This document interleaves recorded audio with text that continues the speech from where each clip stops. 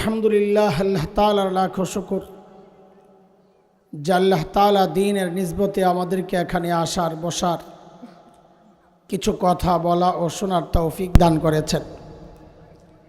সেজন্য মহান রবের শুকরিয়া আদায় করি, জবান খুলে প্রাণ খুলে কালিমাতুশ শুকর উচ্চারণ করি আলহামদুলিল্লাহ।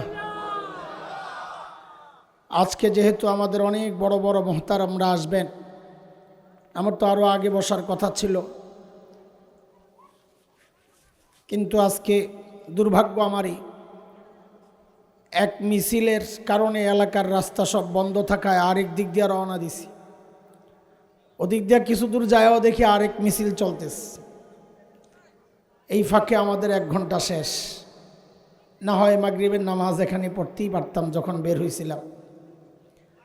তো যেহেতু অনেক বড়রা আসবেন, সেই জন্যে নামাজের অপেক্ষা করে এরপরে বসা আমাদের জন্যে সেটিং এলোমেলো হয়ে যাবে।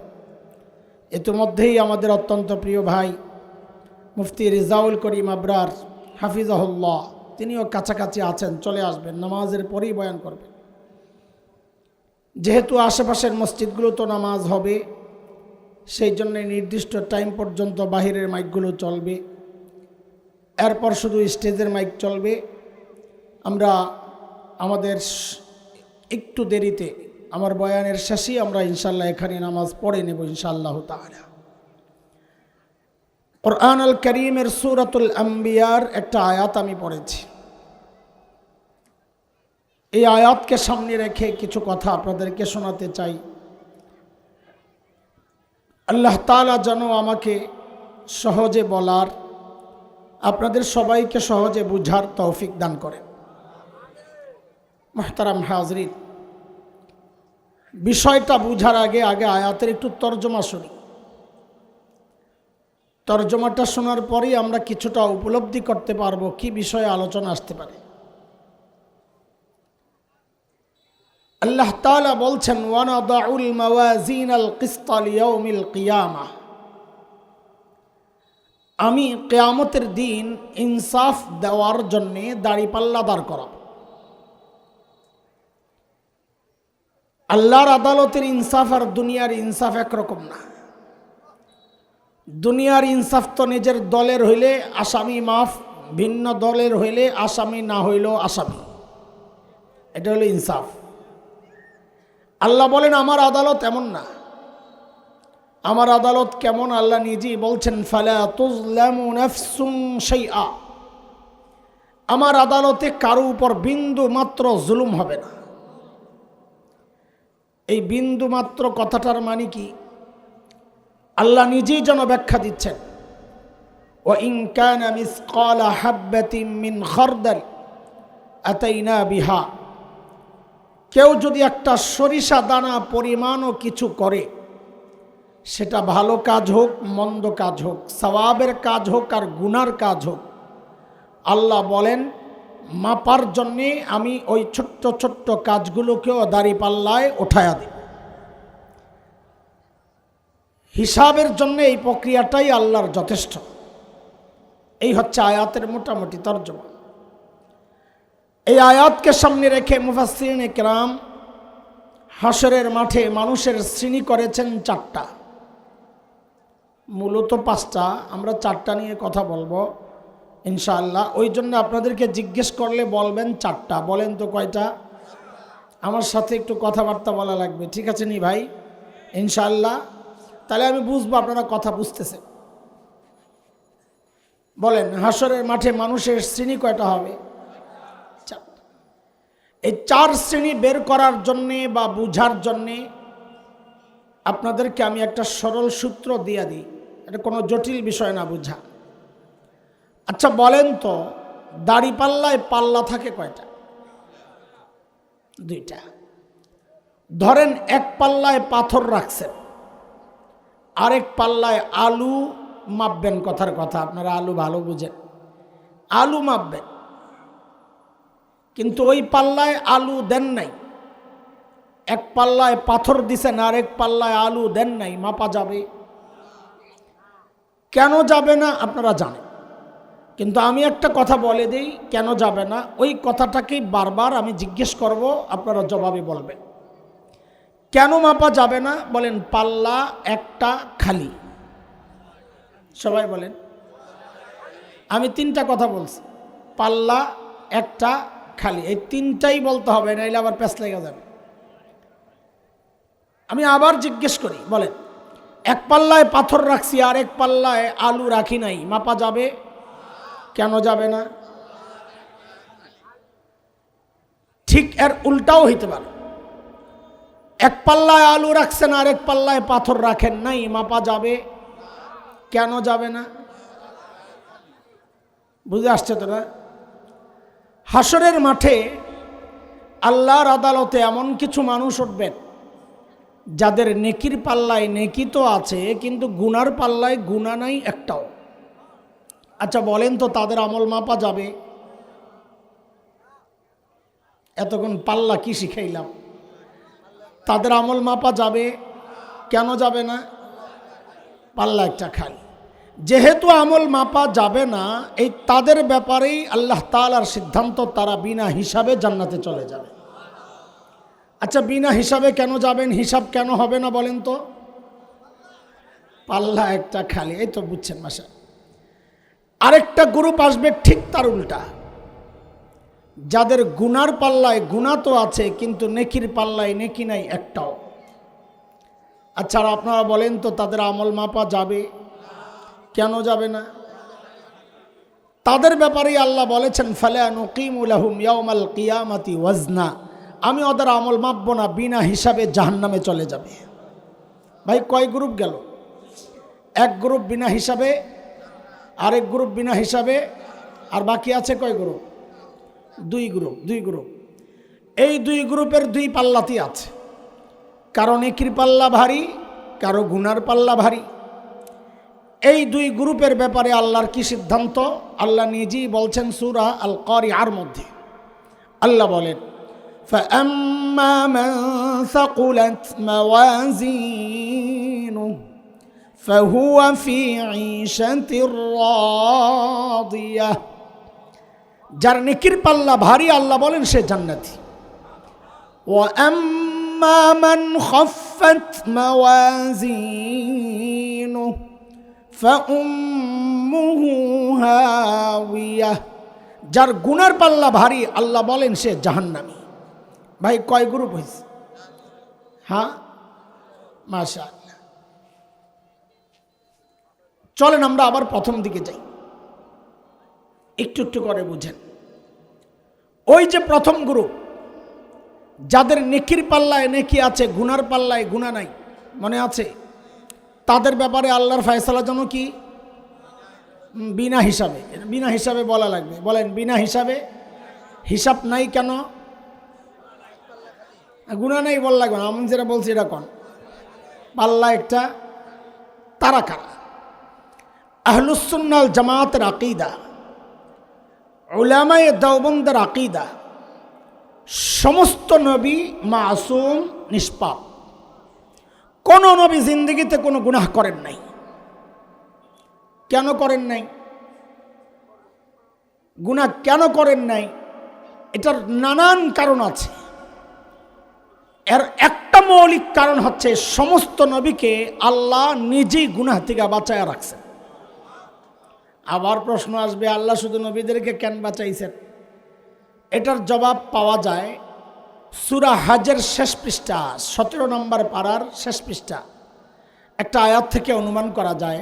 আল্লাহ নিজেই বলেন আল্লাহু ইয়াসতাফি মিনাল মালাইকাতি রাসূলান ওয়া মিনান নাস। আল্লাহ বলেন সমস্ত রসুল আমি আল্লাহ নির্বাচন করছি। রসুল কার নির্বাচন? কোন রাজা বাদশার নির্বাচন?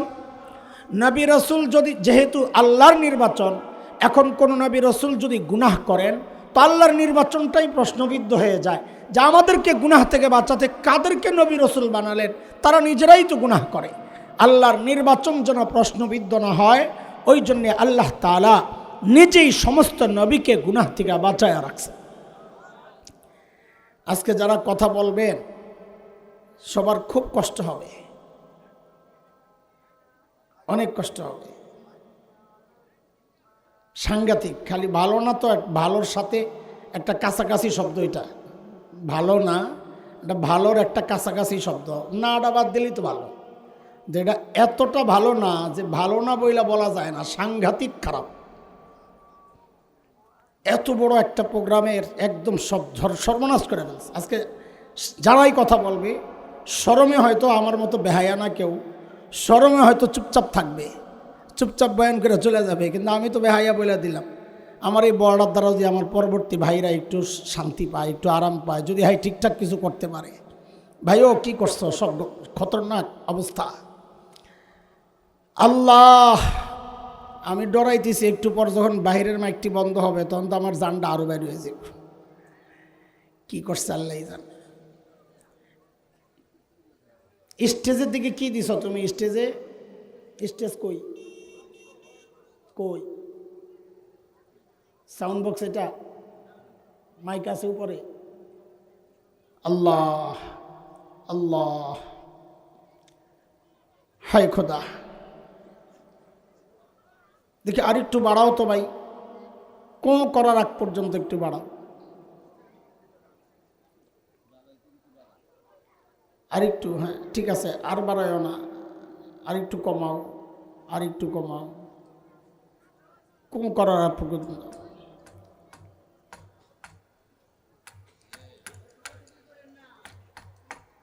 আমি তো মনে করছি মাইক ঠিক করতেছি। আল্লাহ, আচ্ছা ঠিক আছে, বসেন বসেন বসেন।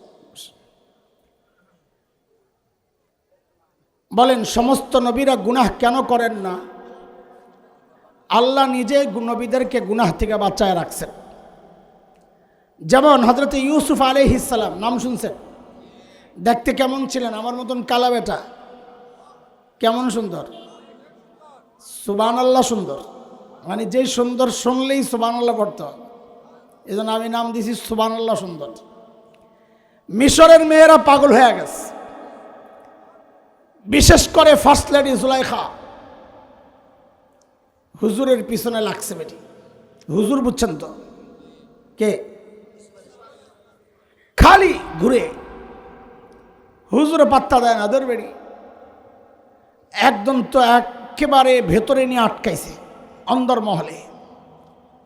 কতটা ভেতরে তাফসীরের কিতাবে আসছে 7 দরজা পাড়ি দিয়া, তার মানে একেবারে শেষ রূপ। বাঁদিকে বলেছে দরজাগুলো লাগায়া দাও বাহির দিয়া, বাহির দিয়া দরজা লাগায়া বাদীরা চলে গেছে। হযরত ইউসুফ বুঝে গেছেন আমি তো ফেসে গেছি। তখন তিনি কি করলেন? কোরআন আল কারীমের সূরা ইউসুফ 23, 24, 25, 26, 27 এই আয়াতগুলোতে আল্লাহ পুরা বিষয়টা এনেছেন এইভাবে। আল্লাহ বলেন, وراودته التي هو في بيتها عن نفسه وغلقت الأبواب وقالت هيت لك قال معاذ الله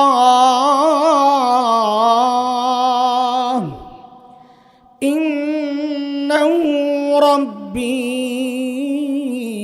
أحسن مثواي إنه لا يفلح الظالمون।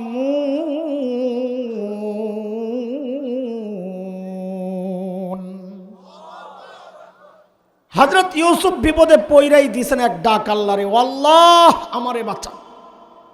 বিপদে পড়লে কারে ডাকতে হয়? আর বিপদ থেকে বাইচা গেলে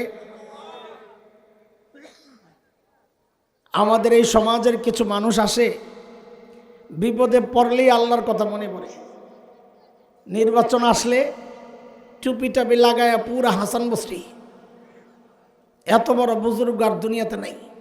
বিপদে পড়ছে, বিপদ চইলা গেলেই হুজুর করে পিটা শুরু করে। কিরে ভাই, কথাবার্তা বুঝেন না কিছু? আল্লাহ, মুনাফিক মুনাফিক, এগুলা কি বলতে কষ্ট লাগে? স্পষ্ট কথা, এগুলা মুনাফিক। যারা মাঝে মাঝে টুপি পয়রা মানুষকে ধোকা দেয়, ওরা আমাদেরকে বলে ধর্ম ব্যবসায়ী। আসল ধর্ম ব্যবসায়ী তো তোরা।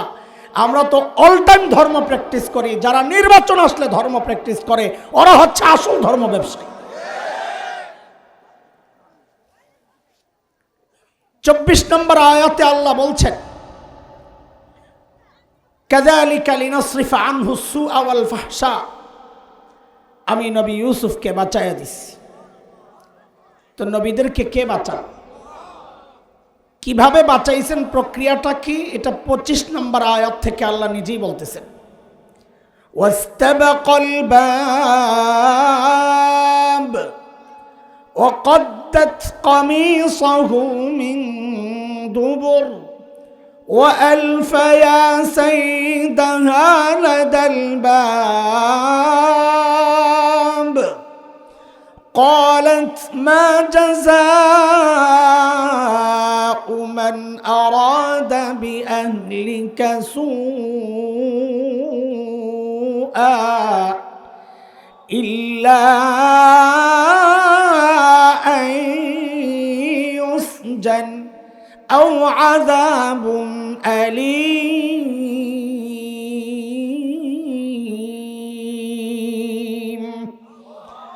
হযরত ইউসুফ ছুটছেন দরজার দিকে। এই দরজা খোলা না বন্ধ? কোন দিক দিয়া? ভেতর দিক দিয়া না বাহির দিক দিয়া? তাহলে ওনার কি মাথা নষ্ট? নাউযুবিল্লাহ। এইরকম অবস্থায় দৌড় মারছেন। এই জায়গায় আইসাই পাবলিক ধোকা খায়। ওলামারা যখন এমন কিছু বলেন যা দুনিয়ার কোনো সিস্টেমের সাথে মিলে না, তখন ওরা আম করে খোঁচা দেয়, হুজুররা মাথায় কিচ্ছু নাই, এগুলার তোমাদের এই সিস্টেম দিয়ে হুজুররা চলে না। ওই যে নবী ইউসুফ দৌড় দিছেন আল্লাহর রহমতের ভরসায় দৌড় দিছেন। ইমানদাররা দুনিয়ার সিস্টেমে চলে না, ইমানদাররা আল্লাহর ভরসায় চলে। সাইয়েদনা ইউসুফ যখন দৌড় দিছেন, জুলাইখা ও পিছনে পিছনে মারছে থাবা। হুজুরের জামা কম দামি কাপড়, জামা গেছে পিছন দিয়া ছিঁড়া। দরজা একটা ভাঙছে, দুইটা ভাঙছে, দরজার সামনে যায় আর দরজা খাট করে খুলে যায়। খুলছেন কে? নবীদেরকে বাঁচান কে? আমাদের পিছনের পয়েন্ট মনে রাখতে হবে, নবীদেরকে বাঁচান কে? 1 2 3 4 5 6 7 নম্বর দরজা খুইলাই যায়া পড়ছে জামাইয়ের সামনে। জামাইয়ের সামনে পয়রাই বেড়ি জাগায় পল্টি মারছে। মাথায় বুদ্ধি আছে তো?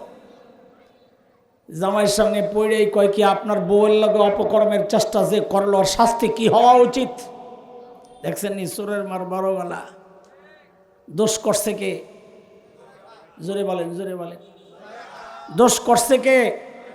চাপাইতেছে কার কান্দে? আহা বলেন না, হুজুরের কান্দে। তো আমার বলতে একটু সুবিধা হয়। বলেন দোষ করছে কে? পোলাপান তোরা কথা করছে আমার খাবি, যেরকম দোষ করছে কে? চাপাইতেছে কার কান্দে? দোষ করছে নিজে, চাপাই হুজুরের কান্দে। পুরাই হাসিনা স্টাইল। হ্যাঁ, সিস্টেম তো এটাই ছিল, দোষ করে নিজে, চাপায় আরেকজনের কান্দে। হযরত ইউসুফ আলাইহিস সালাম তো পুরা বেকুব হয়ে গেছে। আরে কি রে কি কয়? জুলাইখার স্বামী জিজ্ঞেস করে, ইউসুফ খবর কি? উনি দেখছেন না দৌড় দিছে, দৌড়ের ঢং দেখে বোঝা যায় নাই কে পালাতে চায় কে ধরতে চায়। তারপরেও যে জিজ্ঞেস করলেন, নিজের দলের লোক তো বুঝাও না বুঝার একটা ভাব করতেছে। বুঝালো এগুলা।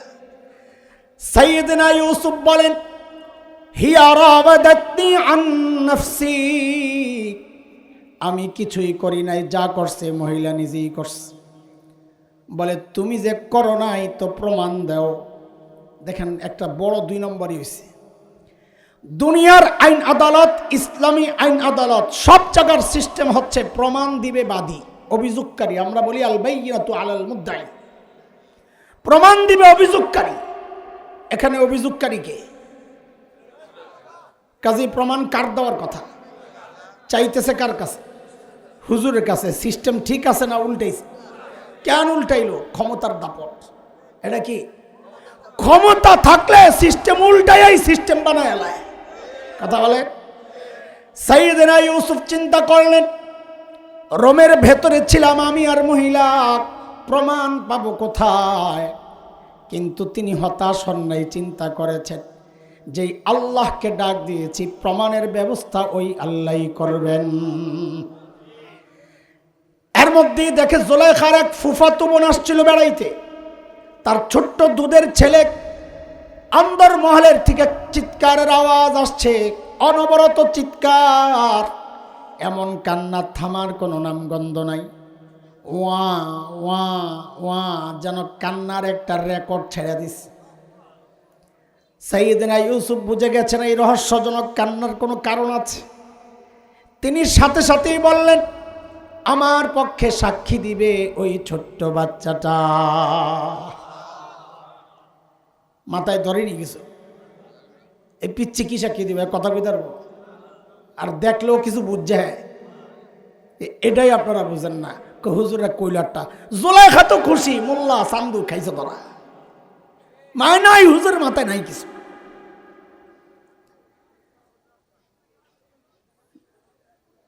অস্বীকার করতে তোরও দলিল নাই, আমারও প্রমাণ নাই, বিষয়টা অস্পষ্ট থাকতো।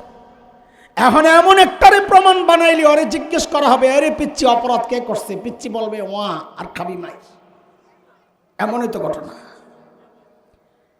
পিচ্চিরে যখন আনছে সামনে, সাথে সাথে পিচ্চির কান্না বন্ধ হয়ে গেছে। কান্না বন্ধ করছেন কি? নবীদেরকে বাঁচান কে? পিছনের কথা মনে রাখতে হবে, নবীদেরকে বাঁচান কে? পিচ্চিরে জিজ্ঞেস করা হলে, রে পিচ্চি অপরাধ কে করেছে বল। আল্লাহ। পিচ্চি যদি ডাইরেক্ট বলতো অপরাধ করছে জুলাইখা, একটা পেস লাগতে পারত। ওই দরবারের মুরগি চোরা যেগুলা ছিল, সব দরবারে তো 2-4টা মুরগি চোরা থাকে, কথা কয় না? থাকে না? ওই দরবারের মুরগি চোরারা কি বলতো, এরে মোল্লার নাটক, জাদু দিয়ে কথা বাইর করছে। মোল্লারা কত ঢং যে জানে। ওই ওই ওই জুলাইখাদের এক গ্রুপের একজন কইছিল, মোল্লারা শাপলা চত্বরে রং মাইক্কা শুয়ে আছিল, কত নাটক জেহেরা জানে। বলছিল না, বলে নাই? সিস্টেম তো একটাই। ওই জন্য আল্লাহ তাআলা পিচ্চির মুখ দিয়া সরাসরি জুলাইখারে অভিযুক্ত করেন নাই। আল্লাহ এমন এক কথা বের করছেন পিচ্চির মুখ দিয়ে, এখন আর লড়াচড়ার সুযোগ নাই। পিচ্চির জবান খুলে গেছে, খুলছেন কে? এই পিচ্চি একজন নবীর পক্ষে সাক্ষী দিছেন, তার জন্য এই পিচ্চির কথাটা আল্লাহর কাছে এত দামি হয়ে গেছে, আল্লাহ কোরআনের টুকরা বানায় নাজিল করে দিয়েছেন। তার মানে আল্লাহর পক্ষের লোক যারা, নবীরা, নবীর ওয়ারিসরা, তাদের পক্ষে যারাই কথা বলবে, তাদের কথাগুলো আল্লাহর কাছে ওরকম দামি হয়ে যাবে।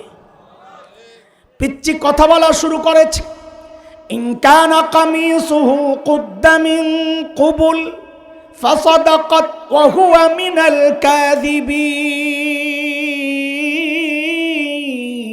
الكاذبين وإن كان قميصه قد من دبر فكذبت وهو من الصادقين। পিচ্চি বলে কি, হুজুরের জামা চেক করেন। কি বলে? কে আসামি এটা বলে না, কয় হুজুরের জামা চেক করেন।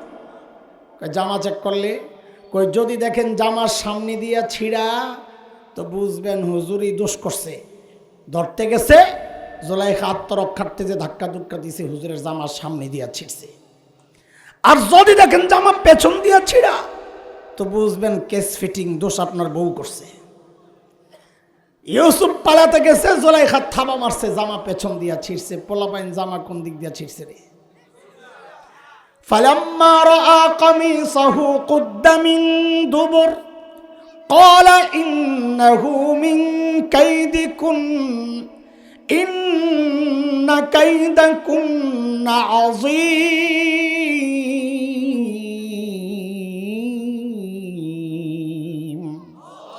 জামা চেক করে দেখে জামা পেছন দিয়া ছিঁড়া। কয়, আরে জুলাইখা, তোকে বেডি গো চক্রান্ত বড় মারাত্মক।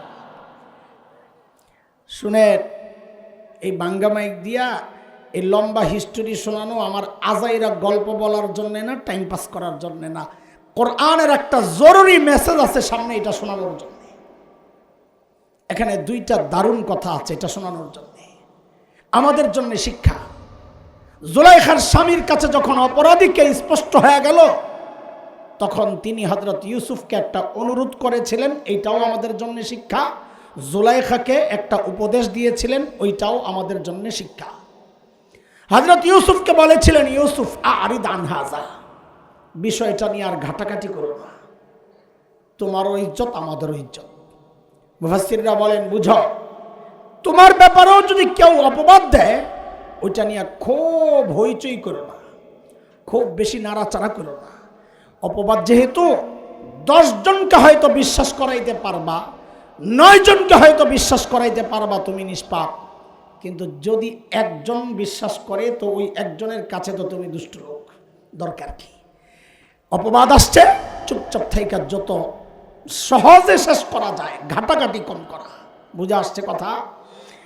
এরপরের নসিহতটা সবার জন্য খুব বেশি দরকার, বিশেষ করে রাষ্ট্রীয়ভাবে।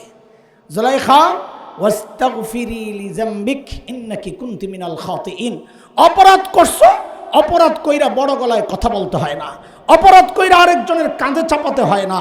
অপরাধী নিজের অপরাধ যদি শেষ করতে চায়, সমাধান যদি চায়, তাহলে নিঃশর্ত ক্ষমা চাইতে হয়।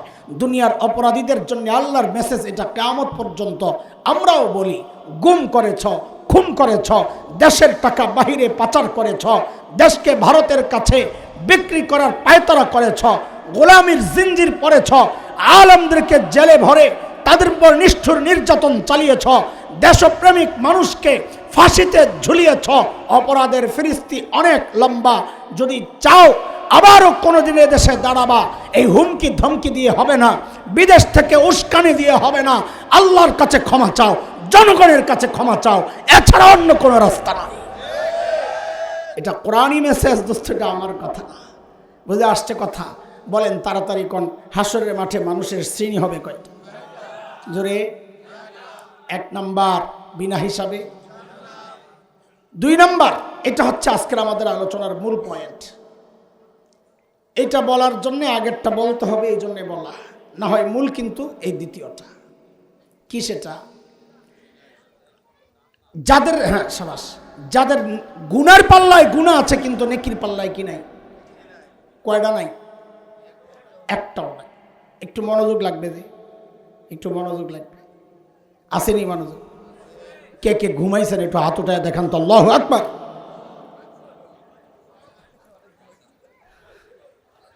আচ্ছা ঠিক আছে, ঠিক আছে, ওইটাই তো বললাম, মনোযোগ লাগবে তো আমার। আমি তো ঘুম পরীক্ষারই করি না, আমি তো মনোযোগে না পরীক্ষা করছি। ঠিক আছে, আসো তো মনোযোগ, আবার হাত উঠাবেন না তো, দেখেন। আচ্ছা, একটা মানুষ এমন কি করে হয় যে সারা জিন্দেগি একটাও ভালো কাজ করে নাই, নেকির পাল্লা একটা নেকিও নেই? এটা কিভাবে সম্ভব? আচ্ছা, ফেরাউন না, মানব ইতিহাসের সবচাইতে জঘন্যদের একটা, ও বেডা ফেরাউনটা, বেডা ফেরাউনটা। এখন তো ফেরাউন করলে মানুষ জিজ্ঞেস করে, হুজুর কোনটার কথা কইতেছেন, বেডা না বেডিটা? তো এই জন্য কোয়া লইতে হয় বেডাটা। আচ্ছা, ও কি জীবনে করে ভালো কাজ করে নাই? বলেন, করে নাই? কি করছে? ও মরনা কইছে, ঠিক কথা। একজন নবী, তুমি আর আমি তো একটা মাদ্রাসার ছাত্র পালতে চাই না, আর ফেরাউন না একজন নবী মুসা আলাইহিস সালামকে লালন পালন করছে, কিন্তু সব গেল কই?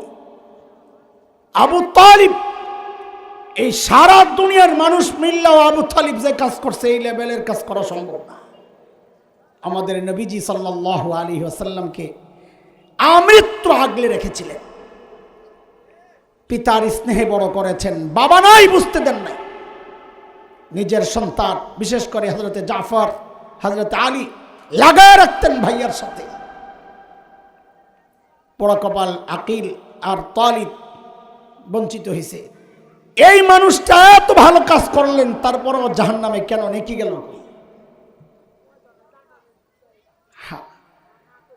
দোস্ত,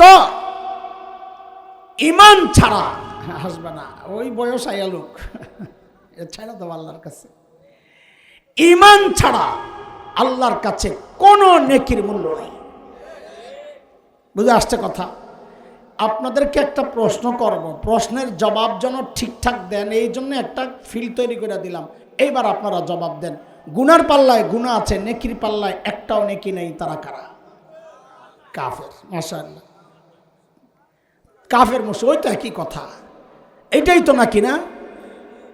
এইটা তো খুব সহজ হিসাব। এইটা বলার জন্য আমি প্রায় 5-6 মিনিট এই পেশাবেশি করতেছি। আজকে আপনাদেরকে আমি এদের কথা বলবো না। আজকে আপনাদের সামনে এমন একটা শ্রেণীর কথা বলতে চাই, যারা আমার আপনার মতো মুসলমানের সন্তান, যাদের নামও মুসলমান। জবাব দিয়ে না, জবাব দিলে বাড়বে। ওই যে আরিদান হাজা, এরাইয়া যাও, ছেড়া দেন। না না, নামাজ হইতেছে বিভিন্ন জায়গায়, আরেকটু সুন্নত পড়তেছে। আমাকে হিসাব আছে, আমি ঘড়ি দেখতেছি, সুন্নত পড়তেছে। খেয়াল করেন, এমন একটা শ্রেণী সম্পর্কে আপনাদেরকে বলতে চাই, যাদের নাম মুসলমান, যারা মরলে জানাজাও হয়, শুধু জানাজা না কুলখানি হয়, আর তা না মৃত্যুবার্ষিকীও হয়। কিন্তু শরীয়তের মানদণ্ডে এদেরকে দেখলে বোঝা যায় এরাও বিনা হিসাবে জাহান্নামে যাবে। এরা কারা? কুরআন আল কারীমে আল্লাহ তাআলা এদের সম্পর্কে সূরা বাকারায় বলেন, ومن يرتد منكم عن دينه فيمت وهو كافر فأولئك حبطت أعمالهم في الدنيا والآخرة وأولئك أصحاب النار هم فيها خالدون।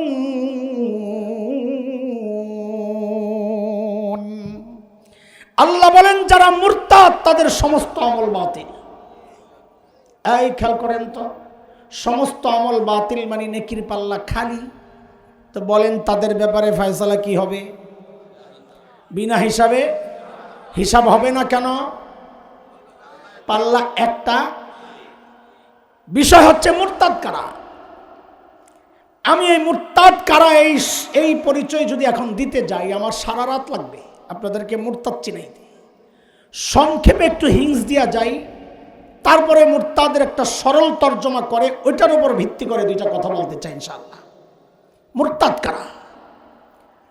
শরীয়তের যে সমস্ত বিষয় অকাট্য প্রমাণ দ্বারা প্রমাণিত, নামাজ, রোজা, হজ, যাকাত, পর্দা, মিরাসের সম্পত্তি বন্টন, এই যে বিষয়গুলো, আরো হাত কাটা, জেনাকারীরে পাথর মারা, হত্যার বদলে হত্যা, এই যে বিষয়গুলো শরীয়তের অকাট্য প্রমাণ দ্বারা যেগুলো প্রমাণিত, আখিরাত, কবর, হাসর, জান্নাত, জাহান্নাম, এই যে বিষয়গুলো, ফেরেশতা, নবী, রসুল, কিতাব, এগুলোকে যারাই অস্বীকার করবে, এগুলোর বিষয়ে যারা সন্দেহ পোষণ করবে, এগুলোকে নিয়ে যারা তাচ্ছিল্য করবে, আরো অনেক কিছু বিষয় আছে, সাথে সাথে সে কাফের হয়ে যাবে, মুরতাদ হয়ে যাবে। যেমন কিছুদিন আগে এদেশের এক বড় দলের বড় নেতা ঠাকুর মিয়া, নামের সাথে ঠাকুর আছে, এই লোক পর্দা নিয়ে এক জঘন্য উক্তি করেছে। তার আগে আমরা দেখেছি এক আল্লাহর বান্দা হজ নিয়ে করেছিল জঘন্য উক্তি। আর জেহাদ তো সবচেয়ে অসহায় একটা ইবাদত, যে যখন পারে তখনই জেহাদ রে কিলায়। এই সমাজের অধিকাংশ মানুষ জেহাদকে নিয়ে কটূক্তি করে, জেহাদকে সন্ত্রাস বলে, মুজাহিদিনদেরকে সন্ত্রাসী বলে। ভাই, আমি আপনি জেহাদে শরীক হলাম কি হলাম না এটা আমাদের ব্যাপার, কিন্তু এক পবিত্র বিধান কোরআন দ্বারা প্রমাণিত এমন বিধানকে নিয়ে যারা তাচ্ছিল্য করবে, এমন বিধানকে যারা অপরাধ হিসাবে সাব্যস্ত করতে চাইবে, অতীতের পুলিশকে আমরা দেখেছি একজনকে গ্রেফতার করেছে, কি বলে তার কাছে জিহাদি বই পাওয়া গেছে, তার মানে জিহাদ একটা অপরাধ, এই বই যার কাছে পাওয়া যাবে সে অপরাধী। এই চিন্তায় যদি ওরা কাউকে গ্রেফতার করে থাকে, আল্লাহর কসম খায়া বলি, যারা হুকুম দিয়েছে ওরাও কাফের, হুকুম যারা মেনেছে ওরাও কাফের। কারণ এটা কোরআনের দ্বারা প্রমাণিত এক অকাট্য বিধান। মুহতারাম হাজরিন, আমি বলেছি মুরতাদ কাকে বলে এই বিষয়ে আমি এখন কথা বলবো না, সময় লাগবে, একটু হিংস দিলাম। একটা সহজ অর্থ করে তারপরে কথা আগায়। বলেন আমার সাথে, মুরতাদ মানে হচ্ছে যারা ইসলাম থেকে বের হয়ে গেছে। বলেন আমার সাথে, ঠিক তো? ঠিকই, আমার সাথে বলেন, মুরতাদ কাকে বলে? সবাই বলেন, সবাই বলেন। মুরতাদ মানে আমি উল্টায় আবার জিজ্ঞেস করি, যারা ইসলাম থেকে বের হয়েছে তাদেরকে বলে? যারা ইসলাম থেকে বের হয়েছে তাদেরকে বলে? মোটামুটি বুঝছেন তো না? বুঝছেন না? কিন্তু এক ভয়ঙ্কর ফিতনার মধ্যে আমরা আছি, যেটা বুঝি না, ওইটা শোনেন। সেটা কি? ওলামাদেরকে যদি দায়িত্ব দেন, গত শতাব্দীর 10 জন শ্রেষ্ঠ আলেমের নাম লেখেন তো হুজুর, তা আমার বিশ্বাস অধিকাংশ আলেমের ওই শর্ট লিস্টের মধ্যে যে আলেমদের নাম আসবে তাদের মধ্যে একজন হচ্ছেন শেখ আবুল হাসান আলী নদভী রহমতুল্লাহ আলাইহি। কিছু দাদা শেখ আবুল হাসান আলী নদভী, আরে আমাদের বড়দের ফিরাসা কতটা নিখুঁত অন্তর্দৃষ্টি। 40 বছর আগে একটা লেখা লিখে গেছেন, বা আরো আগে হইতে পারে, কিন্তু এই লেখা যখন পড়ি আমার কাছে মনে হয়েছে হযরত ওই লেখাটা 40 বছর আগে লেখেন নাই, বর্তমান বাংলাদেশের দিকে তাকায়া তাকায়া লেখছেন। এতটা মিলে যাচ্ছে। হযরত কি বলেছেন? হযরত বলেছেন, শুনো, মুরতাদ মানুষ নবীজি সাল্লাল্লাহু আলাইহি ওয়াসাল্লামের যুগেও হইছে, মুরতাদ মানুষ সাহাবীদের যুগেও হইছে, মুরতাদ মানুষ এই যুগে 1000 গুণ বেশি হচ্ছে। আচ্ছা, একটা কথা একটু ভেঙ্গে নেই, কারো ভেতরে খুঁতখুত লাগতে পারে, খুঁত থাকতে পারে। সেটা হচ্ছে নবীজির যুগেও মানুষ ইসলাম থেকে বের হইছে। কেমন কেমন লাগে না? হইছে। মক্কা বিজয়ের দিন প্রমাণ নেন। আমরা কোনো কথা প্রমাণ ছাড়া বলবো না ইনশাআল্লাহ, কথা যেন হালকা না হয়ে যায়। প্রত্যেকটা কথার পেছনে প্রমাণের লেঞ্জা লাগাই দেব, তো কথা ওজন হবে ইনশাআল্লাহ। প্রমাণ নেন। নবীজি মক্কা বিজয়ের দিন যখন মক্কায় ঢুকার আগেই হযরত আবু সুফিয়ানকে নিয়ে হযরত আব্বাস দেখা করছেন। আবু সুফিয়ান মুসলমান হয়েছেন। তো এখন হযরত আব্বাস একটু সুপারিশ করছেন, নবী হযরত আবু সুফিয়ান তো নেতা, এখন এই যে মুসলমান হয়েছে, যাই এত একটা নেতার একটা ব্যাপার সেবার আছে, আপনি কিছু দায়িত্ব দিলে হ্যাঁ যাই করতে পারবো। তো নবী বলেন, যান যায়া বলেন, মান দাখালা দারা আবি সুফিয়ান ফাহুয়া আমিন। আবু সুফিয়ানের ঘরে যে ঢুকবে সে নিরাপদ, নবীজি তাকে কিছু বলবেন না। যা, এটা যায়া বলো যায়া। নেতা তো কওমের জন্য মায়া, আমগমত তো নেতা না, সব ফালাইয়া হেলিকপ্টারে করে ছট করে জায়গা। আবু সুফিয়ান কয়, ইয়া রাসূলুল্লাহ, আমার ঘরে কয়জন মানুষের জায়গা হই, আর একটু সুযোগ দেন। তা নবী বলেন, যান যায় বলেন, মান দাখালাল মসজিদাল হারাম ফাহুয়া আমিন। যে মসজিদে হারামে ঢুকবে সেও নিরাপদ। আবু সুফিয়ান কয়, ইয়া রাসূলুল্লাহ, সবার তো মসজিদে হারামে জায়গা হইব না। তা নবী বলেন, যান তাইলে যায়া বলেন, মান আগলাকা বাবাহু ফাহুয়া আমিন। যে নিজের ঘরের দরজা বন্ধ কইরা ভিতরে বসবে, প্রতিরোধে আসবে না, যুদ্ধ করবে না, সেও নিরাপদ। আবু সুফিয়ান কয়, এবার ঠিক আছে। মক্কায় যাইয়া এই ঘোষণা দিয়ে দিছেন। পরের দিন সকাল নবীজি যখন মক্কায় ঢুকে ঘোষণা দিলেন, লা তাসরিবা আলাইকুমুল ইয়াউম, আজকে আমি কোনো প্রতিশোধ নিব না, আমি আজকে সবাইকে মাফ করে দিলাম।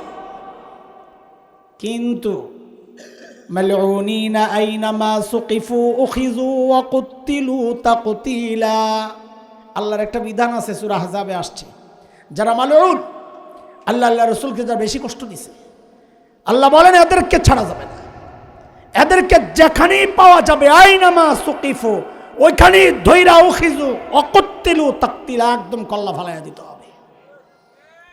নবীজিও ঘোষণা দিলেন, কয়েকজনের নাম বললেন মালউনেরা। এই কয়েকজনকে ঐতিহাসিকদের মধ্যে সামান্য কিছু মতপার্থক্য আছে সংখ্যা নিয়ে।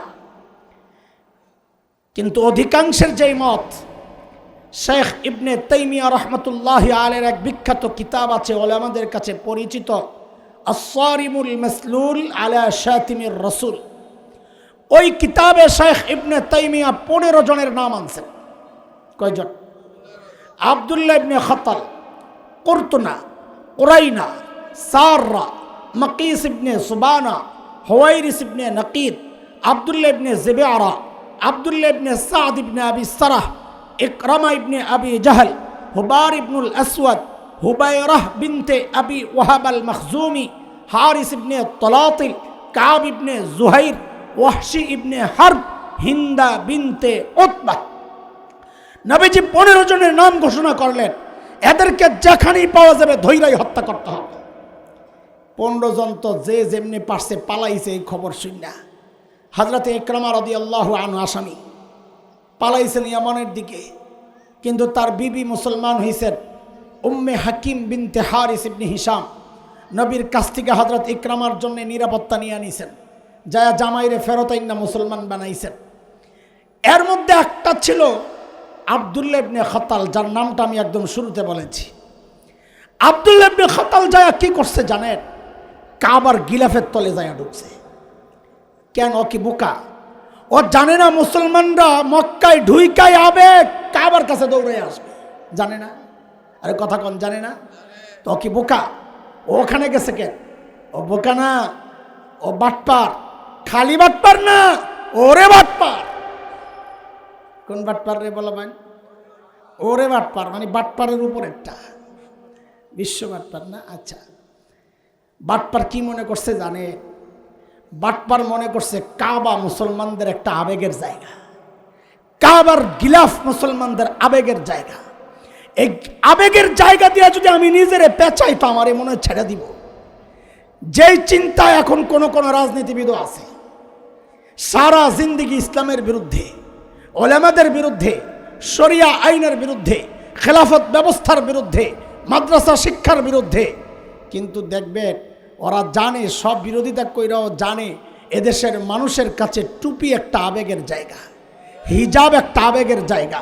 সারা জিন্দিগি বিরোধিতা কইরা যেই নির্বাচন আসে আস্তে করে ওই আবেগ দিয়ে নিজেরা ঢাকে মুসলমানের ভোট পাওয়ার জন্যে। এখন টুপি টাপি লাগায়া হাসান বসরির ছোট ভাই, হিজাব লাগায়া রাবেয়া বসরি আর ছোট বোন। কথা কর, আপনাকে অভ্যাস খারাপ আছে। আপনারা মাহফিলে আসেন যখন ঠিক করে এখানে, আর ভোট দেওয়ার সময় যায় ভোট দেন ওখানে। এইটাও ঠিক না। এই 2 নম্বরই ঠিক। আর কয়দিন চলবো রে ভাই? ঠিকটারে একটু সোজা করেন না। আমি ভোট চাইতে আসি নাই, আমি এইগুলাতে নাই, আমি ডাইরেক্ট অ্যাকশনের মানুষ, এই ভোটাভুটির মধ্যে নাই। কিন্তু আমি চিন্তা করি, একটু আপনাদেরকে জিজ্ঞেস করি, বলেন তো এই জমিনটা কার? হ্যাঁ, আপনার ঘরে আপনি বউরে খাওন দেন, একটু কাপড় দেন, এতে কইরাই আপনার যে ভাব, এই বেড়ে যদি খালি আরেকবার লাগে একটু মেসেজ লেনদেন করছে আপনার মাথা উলে যায়, তালাক দেওয়ার জন্য রেডি হয়ে যান। খাস আমারটা পরস আমারটা পিটিস পিটিস করস আরেক বেড়ার লগে চলবে না, বাগেন থেকে। আল্লাহর জমিন, আল্লাহর জান, আল্লাহর মাল, আল্লাহর নিয়ামত সব করেন ভোগ। জমিন আল্লাহর, শাসন চান পশ্চিমাদের। আপনিও তো 2 নম্বর মিয়া। যদি ইমানদার হন আওয়াজ উঠাইতে হবে, জমিন যার, শাসনও চলবে তার। কথা বলেন? হ্যাঁ, এখন থেকে দিল থেকে নির্বাচন বাদ, নির্বাচন চিন্তা নাই, ভবিষ্যৎ চিন্তা করেন। বাংলাদেশের জন্যে আমরা আশাবাদী, আমরা আশাবাদী। আমি আশা করতে রাজি। কেন আশাবাদী জানেন? কিছু আলামত আমার সামনে আসতেছে। আমি এটা জানি, ছোটবেলা থেকে জেনে আসছি, মানুষ যখন নিজেকে পানিতে ভেজায় সে কাপড় বদলায়, যখন ঘামে ভেজায় সে ভাগ্য বদলায়, কিন্তু যখন রক্তে ভেজায় সে ইতিহাস বদলায়। এদেশের ওলামারা নিজেদের রক্ত ঢেলেছেন। আমার ভাই ওসমান হাদি বিন শরীফ রক্ত ঢেলেছেন।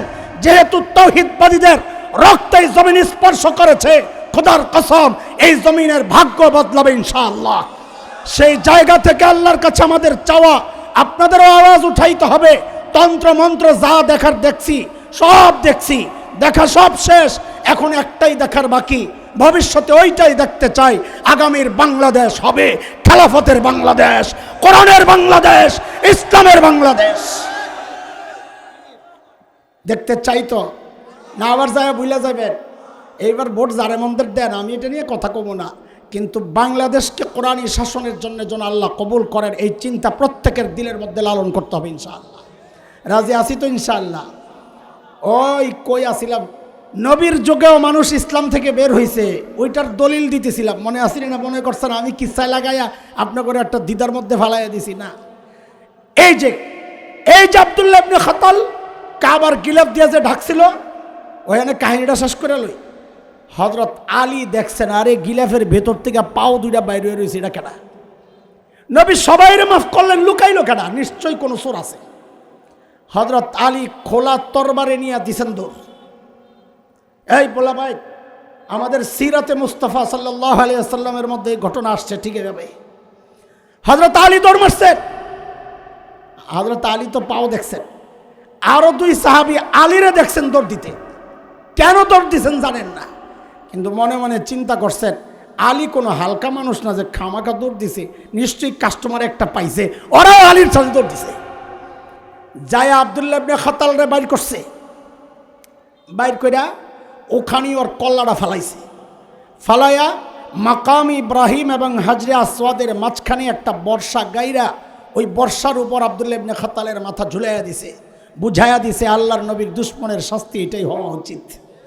দোস্ত, এই আব্দুল্লাহ ইবনে খাতালের ইতিহাস পাওয়া যায়, সে মদিনাতে ছিল, মুসলমান ছিল, মুসলমান হয়েছে, কিন্তু মদিনার রাখালদেরকে হত্যা করে পশুগুলা নিয়ে পালায়া মক্কায় আইসা ইসলাম ত্যাগ করে। তাহলে কি বোঝা গেল? নবীর যুগেও মানুষ ইসলাম থেকে বের হয়েছে, সাহাবীদের যুগে তো আরও অনেক বের হয়েছে। মুসাইলিমাতুল কাজ্জাবের ঘটনা আছে, যাকাত দিতে অস্বীকারীদের ঘটনা আরও অনেক আছে, আমি ওদিকে যাব না। এই যুগে 1000 গুণ বেশি মানুষ ইসলাম থেকে বের হচ্ছে। শেখ আবুল হাসান আলী নদভীর গভীর একটা কথা শোনেন, বড় ভয়ের কথা এটা। হযরত বলেন, শুনো, পার্থক্য কি সংখ্যায়? যে ওই যুগে যেই পরিমাণ মুরতাদ হইছে, এই যুগে তার চেয়ে 1000 গুণ বেশি মুরতাদ হচ্ছে, পার্থক্য কি সংখ্যায়? শেখ আবুল হাসান বলেন, না না, পার্থক্য সংখ্যায় না, পার্থক্য চিন্তায়, পার্থক্য মানসিকতায়। কি? ওই যুগে যারা মুরতাদ হইতো ওরা নিজেরাও জানতো আমি ইসলাম থেকে বের হয়ে গেছি। যেই সমাজে মুরতাদ হইছে, সমাজও জানতো ওরা ইসলাম থেকে বের হইছে, যার কারণে ওদের বিরুদ্ধে জিহাদ হইছে। হযরত বলেন, আফসোস, এই যুগে তার চেয়ে 1000 গুণ বেশি মানুষ মুরতাদ হচ্ছে, কিন্তু আফসোস, যে মুরতাদ হচ্ছে সে নিজেও জানে না আমি মুরতাদ হয়ে গেছি, যেই সমাজে মুরতাদ হইছে সমাজও জানে না সে মুরতাদ হয়ে গেছে। এমন এমন কথা বলে। আচ্ছা, শরিয়া আইন আমি মানি না। শরিয়া আইন বলতে চোরের হাত কাটতে হবে, আস-সারিকু ওয়াস-সারিকাতু ফাকতাউ আইদিয়াহুমা।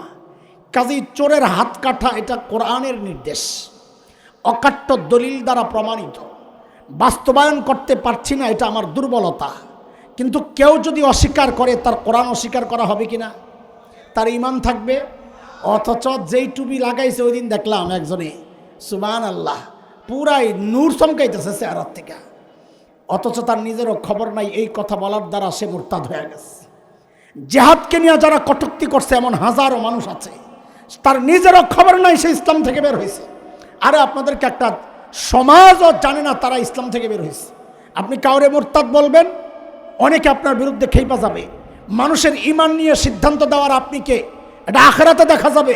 মিয়া, আমার বাপ হাজি, আমার দাদা হাজি, আমি ইসলাম থেকে কেমনে বের হই? ওর বাপ হাজি, ওর দাদা হাজি, এই জন্য বলে ও ইসলাম থেকে বের হবে না। দেখছেন নি কারবার? সমাজও জানে না মানুষ ইসলাম থেকে বের হয়। আপনাদেরকে ছোট্ট দুইটা প্রমাণ দেই। 2013 শাহবাগের গণজাগরণ মঞ্চ বসলো যুদ্ধাপরাধীদের বিচার ত্বরান্বিত করার দাবিতে। ওই সময়ে গণজাগরণ মঞ্চের আড়ালে কিছু নাস্তিক ব্লগার কুলাঙ্গার আমার নবী, প্রিয় নবী সাল্লাল্লাহু আলাইহি ওয়াসাল্লামের বিরুদ্ধে এমন সব জঘন্য লেখালেখি করছিল, সারা বাংলাদেশের দলমত নির্বিশেষে সব শ্রেণীর তৌহিদি জনতা, নবী প্রেমিকরা আল্লামা আহমদ শফি নওয়ারাল্লাহু মারকাদার নেতৃত্বে জেগে উঠল। শাপলা চত্বর যার পরিণাম। ওই সময়ে এদেশের কিছু ইমানদার যুবক, প্রকৃত নবীর আশেক, আমি বরং মনে করি, দৃঢ়ভাবে বিশ্বাস করি, ওদের ইমান ছিল আমি হাসান জামিলের ইমানের চেয়ে শক্তিশালী। কেন? নবীর প্রেমে ওরা যে কাজটা করতে পেরেছিল আমি তো পারি নাই।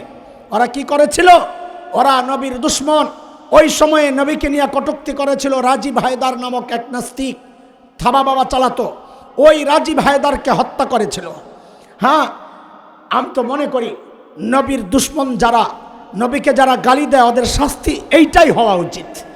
হ্যাঁ, আমরা আপনাদেরকে উৎসাহিত করছি না, আইন নিজের হাতে তুলে নেওয়ার জন্য বলছি না, বরং এই দাবিটা সবার ওঠানো উচিত। সবচেয়ে বেশি দাবি এটা ওঠানো উচিত যে আল্লাহর নবীকে নিয়ে যারা কটূক্তি করবে সর্বোচ্চ শাস্তির আইন তাদের জন্য করতে হবে। এখন কিছু বললে, আন্দোলন সংগ্রাম হইলে সরকার আমাদের চোখে ধুলে দেওয়ার জন্যে ওদেরকে গ্রেফতার করে, কয়দিন পরে শুনি ও জার্মানি গেছে, ও ভারতে বৈশা বৈশা আরও নতুন করে শুরু করছে। এই সমস্ত দুই নম্বরই চলবে না। তোমরা তোমাদের বাবা মাকে যতটা ভালোবাসো, সন্তানকে নিজেকে যতটা ভালোবাসো, এদেশের ইমানদাররা তার নবীকে তার চেয়ে হাজার গুণ বেশি ভালোবাসে। তোমাদের আপনজনরে গালি দিলে তোমাদের কষ্ট লাগে, আমার নবীরে গালি দিলে আমাদের হৃদয় রক্তক্ষরণ হয়। এর জন্য কি হুজুরদের দল করা দরকার, না বিএনপি করলেও হৃদয় রক্তক্ষরণ হবে? কথা কন না।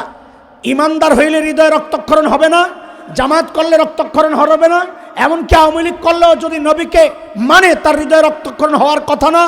যেই দলই করুক, যদি ইমানদার হয়, নবীরে গালি দিলে হৃদয় রক্তক্ষরণ হবেই হবে।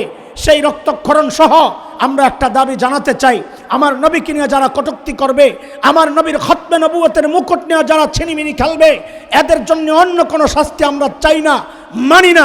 একটাই শাস্তি চাই, ওদের সবগুলোর ধৈরা প্রকাশ্যে মৃত্যুদণ্ড দিতে হবে, মৃত্যুদণ্ড দিতে হবে। মুহতারাম হাজরিন, শুনেন, সমাজ যে জানে না এরা মুরতাদ, এর দলিল দুইটা নেন। ওই রাজীব হায়দারকে যখন হত্যা করা হয়, তখন পলাতক শেখ হাসিনা সংসদে দাঁড়াইয়া বলেছিল কি, রাজীব হায়দার হচ্ছে দ্বিতীয় মুক্তিযুদ্ধের প্রথম শহীদ। নাউজুবিল্লাহ, বাড়ি যাইয়া পইরেন থাক। আল্লাহর নবীরে যে গালি দিছে তার ঈমান আছে? শুধু বেঈমান না, অত নিকৃষ্ট জঘন্য বেঈমান। হ্যাঁ, অথচ এই বেঈমানরে কয় শহীদ। কেন বলছে? সমাজ জানে না সে ইসলাম থেকে বের হয়েছে। জানাজা হইল শাহবাগে, এই মুরতাদের জানাজা হয়, কাফেরের জানাজা হয়, সমাজ জানাজা কেন পড়লো? সমাজ জানে না সে ইসলাম থেকে বের হয়েছে। ভাই, বড় ভয়ঙ্কর এক ফেতনা এটা, আপনারা উপলব্ধি করতে পারছেন না ফেতনাটা কত ভয়ঙ্কর। হ্যাঁ, আমরা জানি আপনাদের মধ্যে কেউ কেউ চিন্তা করতেছেন, হুজুর আপনাকে দোষ আছে, আপনার মতো কোনো হুজুর যাই তো জানাজাটা পড়াইছে, না পড়ালে তার জানাজা হইতো না। না রে ভাই, আমরা না পড়াইলেও জানাজা হইতো। ওই সময় কুষ্টিয়ার এক এসপি শয়তান কইছিল, মোল্লারা খালি জানাজার হুমকি দেয়, মোল্লাগো জানাজা লাগবো না, আমগো জানাজা আমরা নিজেরা পড়াইলাম। আমরা না পড়াইলেও পড়তো। বাকি ওই ভাইটাকে জোরপূর্বক নিয়ে দাঁড় করাইয়া দিস, ক্ষমতার দাপট। তো ওরা ওদের দাপট দেখায়, জোর দেখাইছে। মাওলানাও মাওলানার দাপট যা ছিল সব দেখাইয়া অজু ছাড়া নামাজ পড়াইয়া দিস। বেটা করবো কি? বেটার ইমানটা খাইব নাকি? কিন্তু যেটা করছে অনিচ্ছায়, আগেরটা করছে ইচ্ছায়, অনিচ্ছাকৃত যেটা করছে মনে হয় সেটা হইল, পরদিন পত্রিকায় আসছে তকবির দিছে 3টা, জানা যায় তকবির কয়টা দিছে, কয়টা? আমি মানে একজনকে জিজ্ঞেস করলাম, এই পেছনে এত মানুষ, সামনেও ছিল, পিছনে এত মানুষ, ডাইনে বামে চারোদিকে ছিল। ওই শয়তানের যেমন একটা চ্যালেঞ্জ ছিল, সুম্মালা আতিয়ান্নাহুম মিন বাইনি আইদিহিম ওয়া মিন খালফিহিম ওয়া আন আইমানিহিম ওয়া আন শামাইলিহিম, সূরা আরাফের 16 নম্বর আয়াত। ওরাও জানাজা পড়ছে চারিদিক দিয়ে দাঁড়াইয়া। তা আমি কইলাম, পেছন থেকে কেউ লকমা দেয় নাই, তকবির 3টা হইছে? তা আল্লাহর বান্দা জবাব দিছে খুব জবরদস্ত। কয়, লোকমা যে দিব, পিছনে যে খাটাসটি দাঁড়াইছে ওরা জানলে না তকবির কয়টা।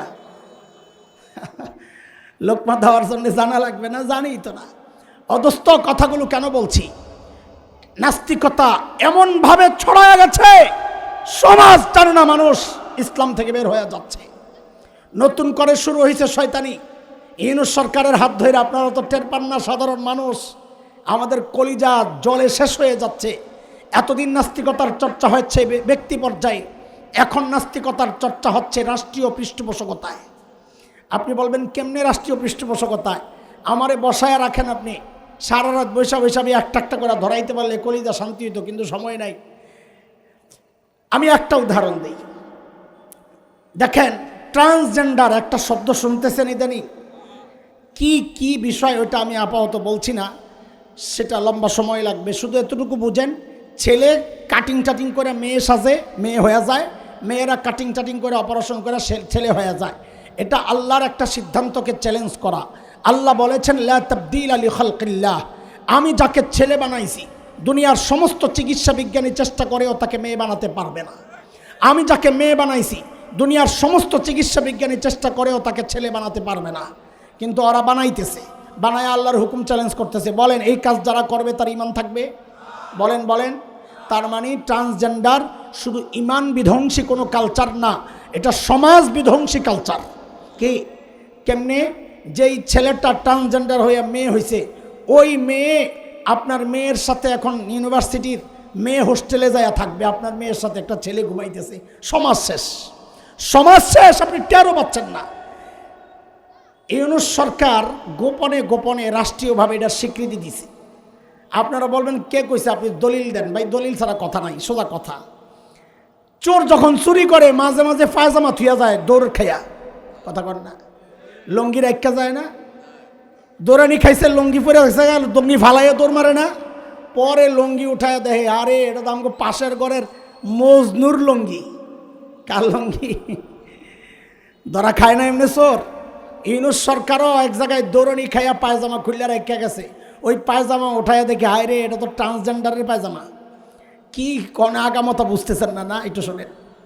বাংলাদেশে প্রাইমারি স্কুল আছে, প্রাথমিক স্কুল 65,500 প্লাস। আচ্ছা আপনাদেরকে জিজ্ঞেস করি ভাই, আমরা তো মোল্লা মুন্সি মানুষ, চার দেয়ালের ভিতরে সব কিছু জানি, বাইরের কিছু জানি না, মানুষে কয়াম করে, আপনারাই কর। এই প্রাথমিক স্কুলে অঙ্ক বই আসেনি রে? যারা পড়ছো তারা কও আছে? শিক্ষক তো নাই, কথা কয়। অঙ্ক বইয়ের শিক্ষক আছে না নাই? ইংরেজি বই আছে, শিক্ষক তো নাই। বিজ্ঞান বই আছে, ওটার তো শিক্ষক নাই। কি কয়? বাংলা বই আছে, এটা পড়াইতে তার শিক্ষক লাগে না, বাঙালি ছেলে আছে। ভাবলন 92% মুসলমান, নিয়ে লজ্জা থাকা দরকার। সব বই আছে, শিক্ষকও আছে। একটা অসহায় বইয়ের নাম হচ্ছে ইসলাম শিক্ষা, যেখানে বই আছে কিন্তু ধর্মীয় শিক্ষক নাই। লম্বা সময় থেকে যে দেশের ইমানদাররা দাবি জানিয়ে আসছিল প্রাইমারি স্কুলগুলোতে ধর্মীয় শিক্ষক নিয়োগ দেওয়া হোক, প্রত্যেকটা সরকার আমাদেরকে বৃদ্ধাঙ্গুলি দেখাইছে। কিন্তু ইউনূস সরকার তারা বৃদ্ধাঙ্গুলি দেখায় নাই। তারা কি করছে জানেন? খরম একটা লইছিল আমাকে কপালে পিঠা দেওয়ার জন্য। অন্যরা দেখাইছে বৃদ্ধাঙ্গুলি, ওরা শুরু করছিল জুতা পেটা। কি করেছিল? 2-3 মাস আগে একটা প্রজ্ঞাপন জারি করেছিল যে এই 65,500 প্লাস স্কুলে একজন করে নাচ আর গানের শিক্ষক নিয়োগ দেওয়া হবে। আমরা চাইলাম কি, দিল কি? দেখেন এদেশের ইমানদারদের দাবির মুখে ওরা পিছু হটতে বাধ্য হয়েছে, এই সিদ্ধান্ত স্থগিত করেছে। কিন্তু এই যে ধাওয়া খায়া যে দৌড় মারছে, পিছনে কিন্তু আলামত একটা রাইখা গেছে। সেটা কি জানেন? ওই যে প্রজ্ঞাপনটা,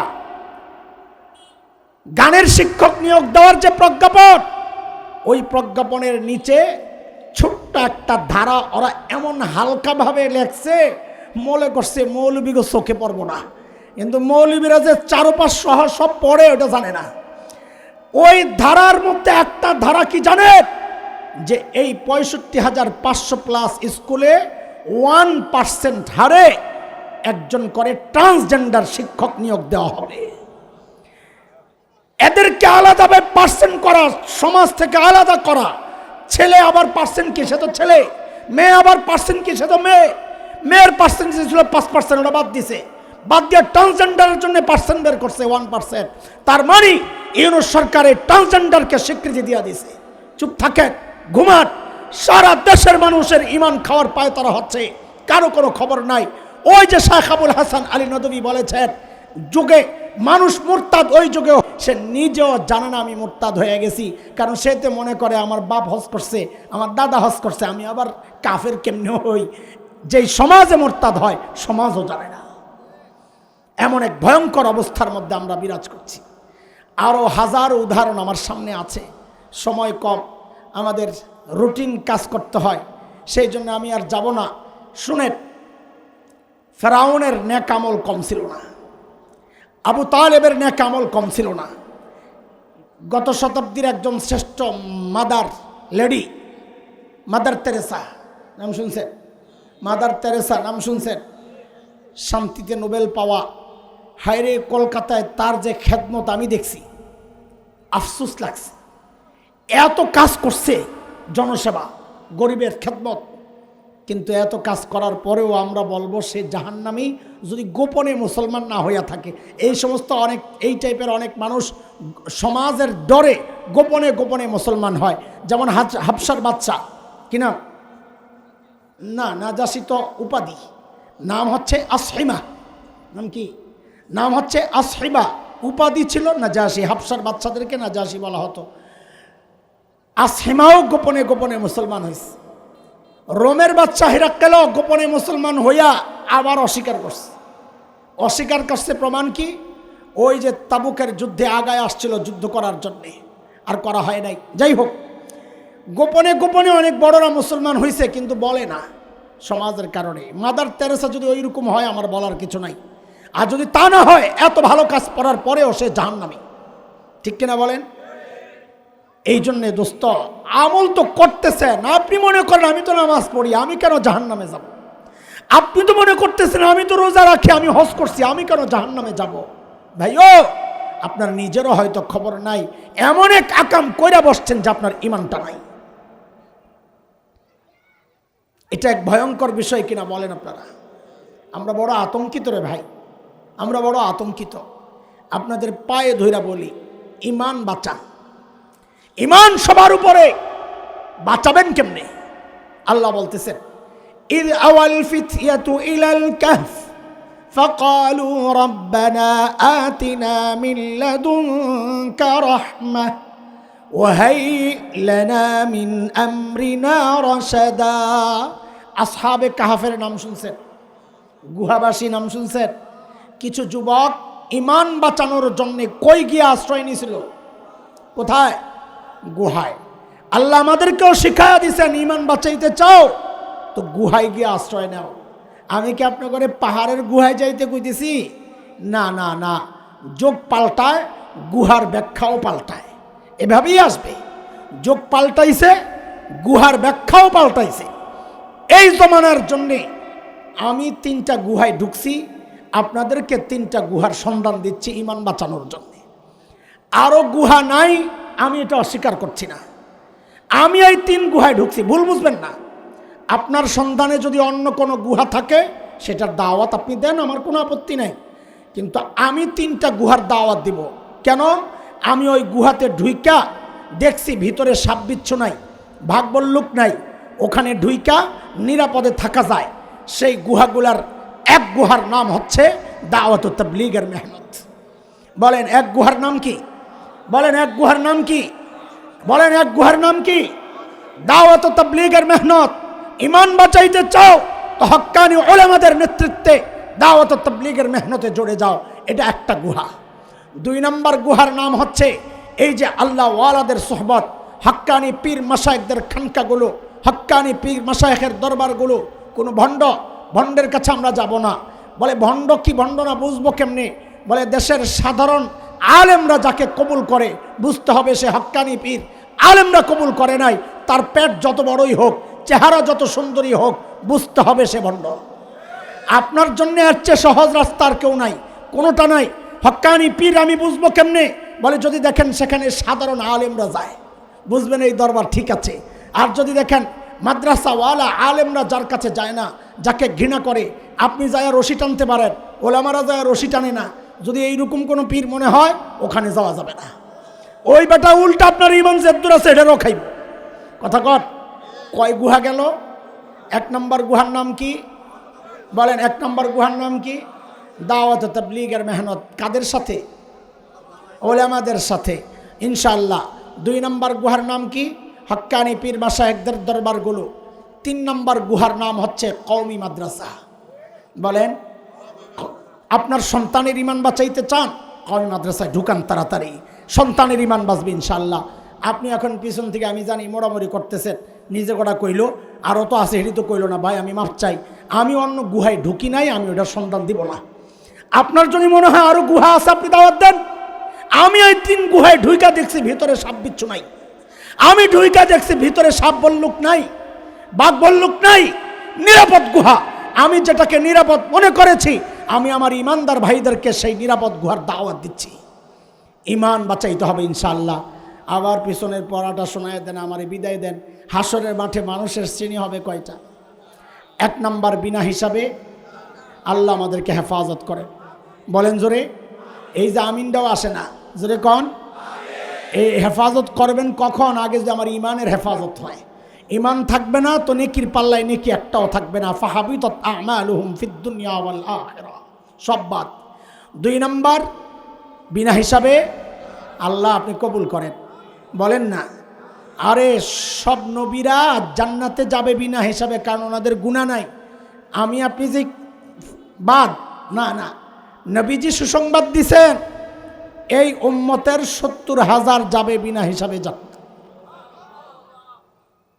সুবহানাল্লাহ পড়ছেন বুঝা না? না বুঝা?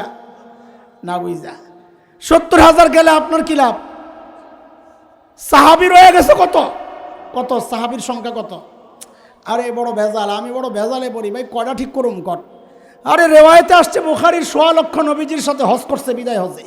সাহাবী 1.25 লক্ষ কই আছে কর? এক সংখ্যা নিয়ে আরেক সংখ্যা লাগাই দিচ্ছে, আম হয়ে গেছে এটা। আমি কারো দোষ দিচ্ছি না। আমাদের যাত্রাবাড়ির হযরত শেখ মাহমুদুল হাসান দামাত বারাকাতুহুল আলিয়া বলেছেন, ওই সময়ে প্রায় 5 লক্ষ সাহাবী ছিল, 1.25 লক্ষ হজ করছে। সব হজ করতে আয় পড়ছিল নাকি?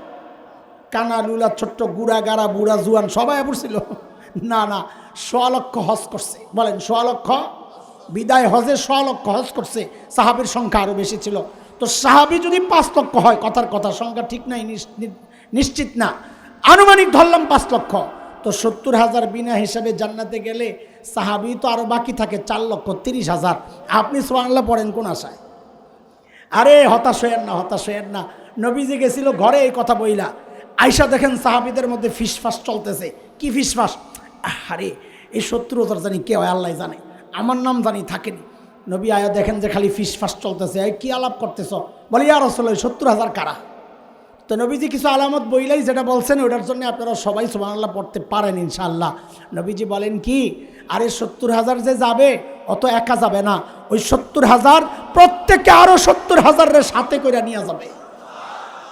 আল্লাহ কবুল করা, আমিন আমিন। অন্তত ওইটাও যদি না হয়, নেকির পাল্লা ভারী করে যেন আল্লাহর আদালতে যাইতে পারি। বলেন না আমিন।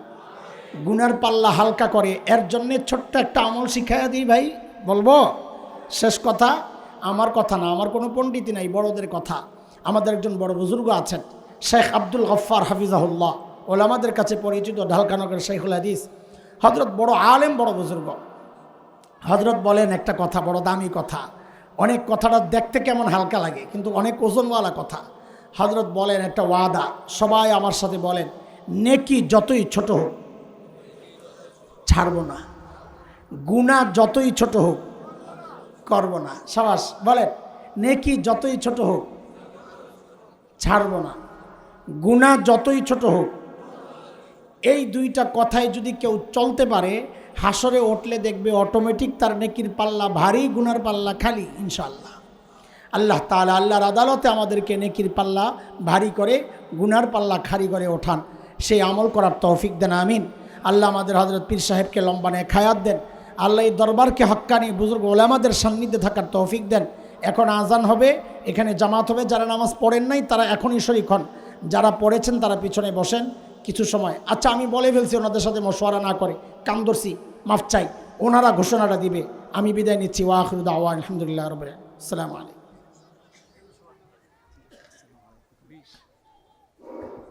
আলহামদুলিল্লাহ, যে সকল ভাইদের ওযুর প্রয়োজন আছে, প্যানেলের 25 পাশে ওযুর ব্যবস্থা আছে, সকলে ওযু করে আসি, ইনশাআল্লাহ সারা রাত জামাত হয়ে যাবে। 10 মিনিট পরে জামাত হবে।